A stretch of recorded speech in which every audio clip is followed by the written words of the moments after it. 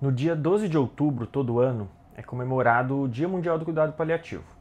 E ele foi definido pela Aliança Internacional de Cuidados Paliativos. E hoje, especificamente agora em 2024, a gente completa 10 anos da resolução da OMS para a implementação de cuidados paliativos em todo o mundo. Os cuidados paliativos são essenciais no cuidado do paciente oncológico.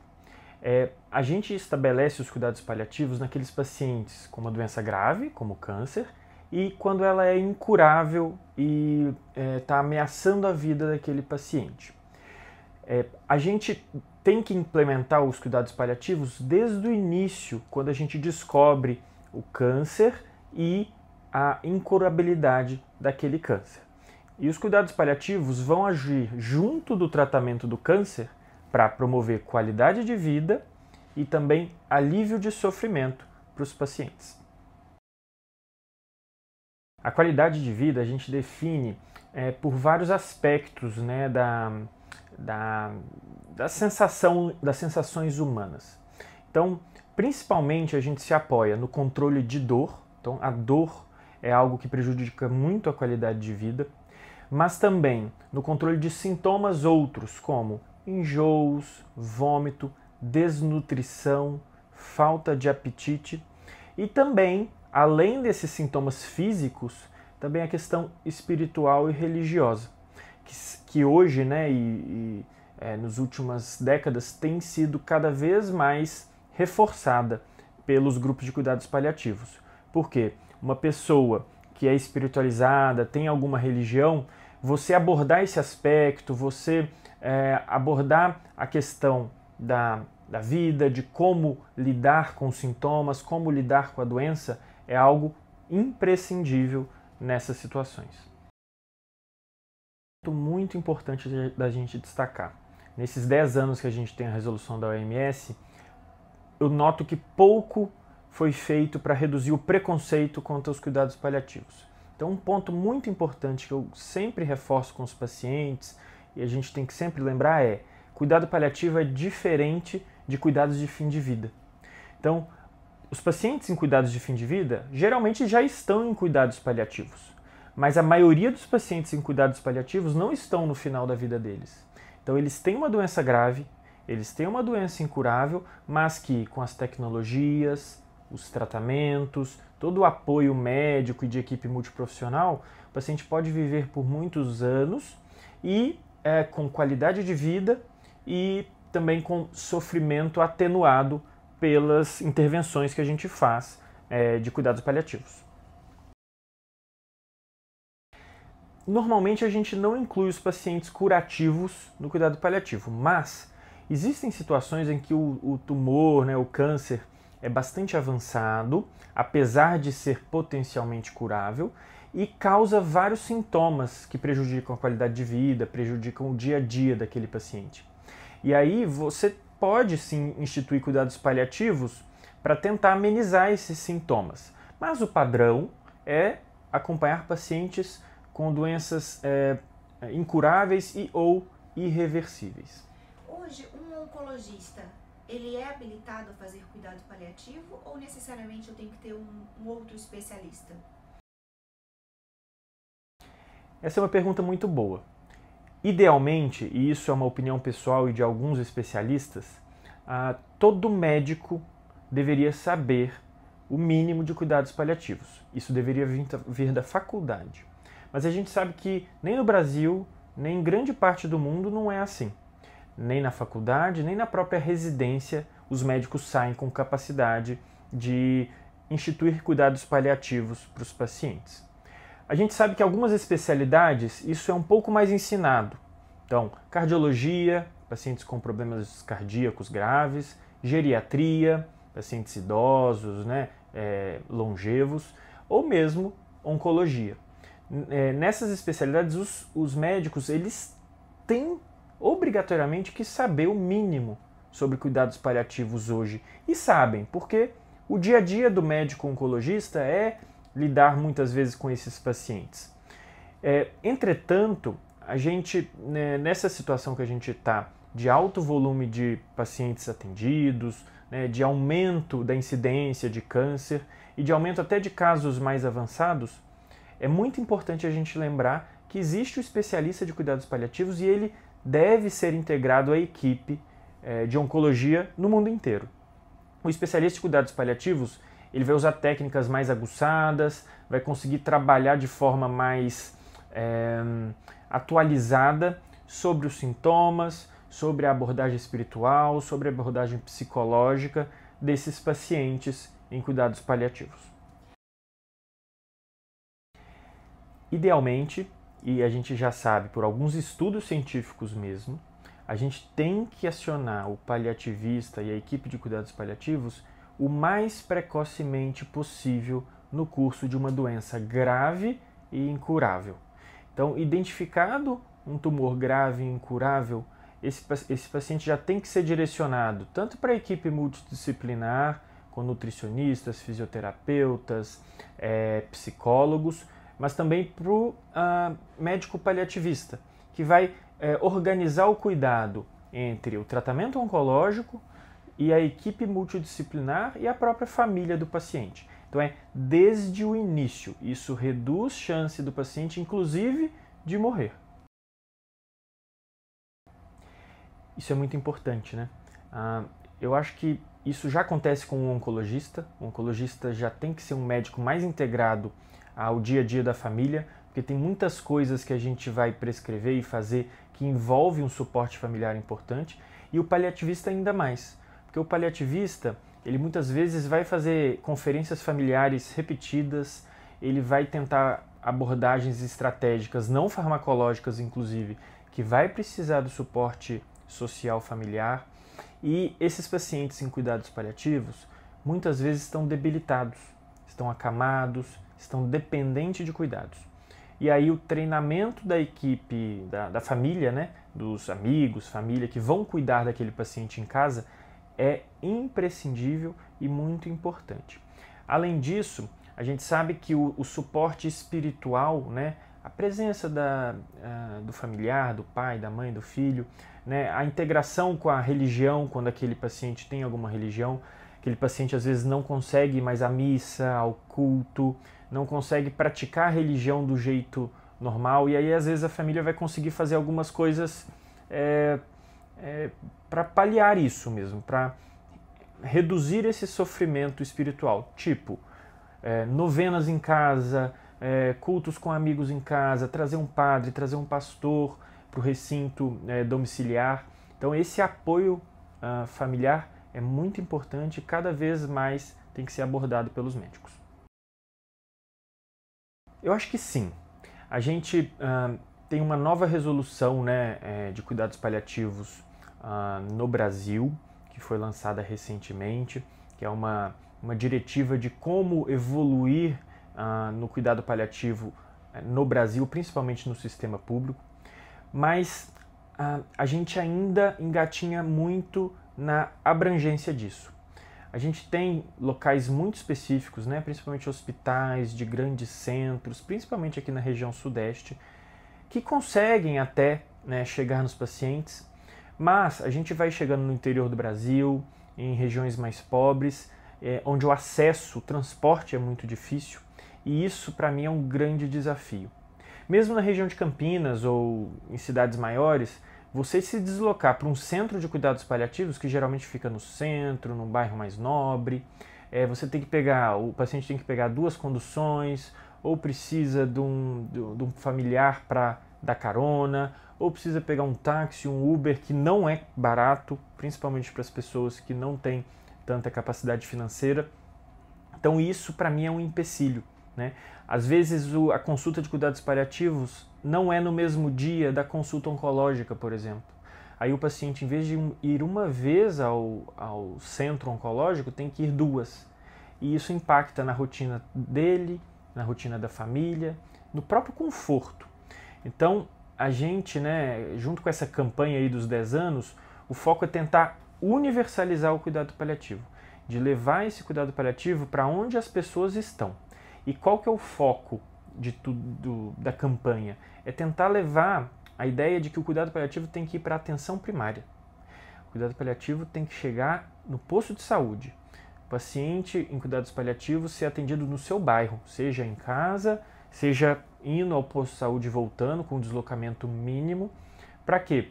Para reduzir esse sofrimento da logística, que é algo que traz bastante desconforto e reduz a qualidade de vida por si mesmo. Mas isso envolve vontade política e recurso financeiro. E a gente, na véspera das eleições, tem que pensar nisso também, que nossos políticos têm que estar pensando na descentralização do sistema de saúde, principalmente nos cuidados paliativos, que tem que estar perto do paciente e não distante. Isso, muito importante. Então, na minha visão, a equipe de cuidados paliativos ela é composta principalmente pela equipe multidisciplinar, associada aos médicos. Por exemplo, no paciente com câncer em cuidados paliativos, a gente tem um médico oncologista, que cuida mais da parte oncológica, de qual medicamento que vai usar, da tentativa de controle da doença. A gente tem um médico paliativista, idealmente, que vai cuidar dessas partes espirituais, não farmacológicas, até farmacológicas relacionadas a sintomas secundários da doença. E o pilar principal é a equipe multidisciplinar. Então, os pacientes, muitas vezes, eles têm problemas psicológicos relacionados à doença, precisam de uma atenção de uma psicóloga, de um psicólogo. Eles muitas vezes são acamados, têm um deslocamento, uma capacidade funcional menor e precisam de atenção fisioterapêutica. Além disso, a parte nutricional é essencial no tratamento do câncer e na qualidade de vida. Então, o paciente desnutrido tem mais escara, tem mais infecção, tem mais sintomas outros. Então, a nutrição com um nutricionista especializado é muito importante para tentar evitar esses sintomas. Além disso, eu acho que uma especialidade que é muitas vezes esquecida é a terapia ocupacional. O terapeuta ocupacional ajuda muito o paciente a, quando ele se torna acamado, dependente de cuidados, a bolar estratégias para ele viver melhor em casa. Então, jogos lúdicos, maneiras de passar o tempo, maneiras dele sair na rua junto com a ajuda de alguém, coisas para fazer que muitas vezes naturalmente não vêm para aquele paciente. Então, esses profissionais também são muito importantes. Além disso, a gente também tem o assistente social. Então, no sistema público, o assistente social é muitas vezes imprescindível, porque ele faz a ponte entre o próprio sistema, o paciente e a família, às vezes conseguindo meios de transporte, ajudando a encontrar uma clínica de cuidados secundários, ajudando no tratamento domiciliar mesmo, das equipes de atenção domiciliar. Então, acho que essas são as principais especialidades envolvidas, mas a gente lembra também dos farmacêuticos, que também podem ajudar no ajuste das medicações. Muitas vezes os pacientes usam várias medicações. Então, todo mundo integrado aumenta a qualidade de vida e muitas vezes aumenta até a sobrevida dos pacientes.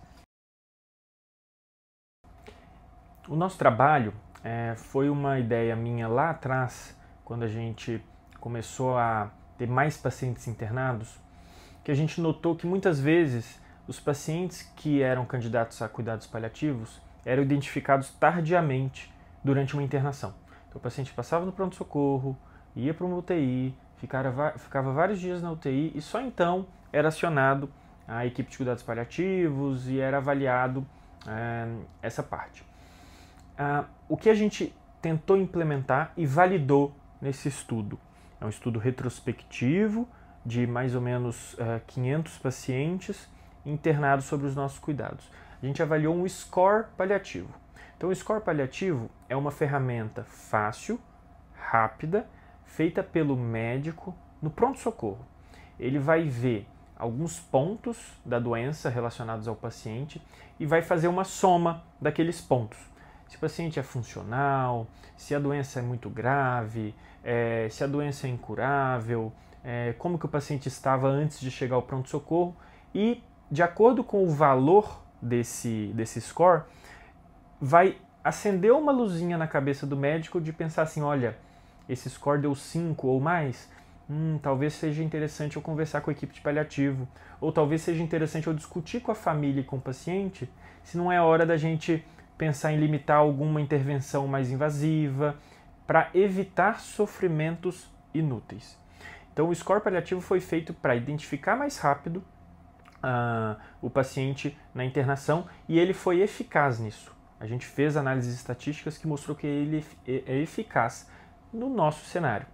Claro, ele precisa, para ser utilizado por outros locais, ser validado em outros hospitais, por outros médicos. Então precisa de mais pacientes fazendo esse teste. E a gente tem isso em vista de fazer um estudo maior.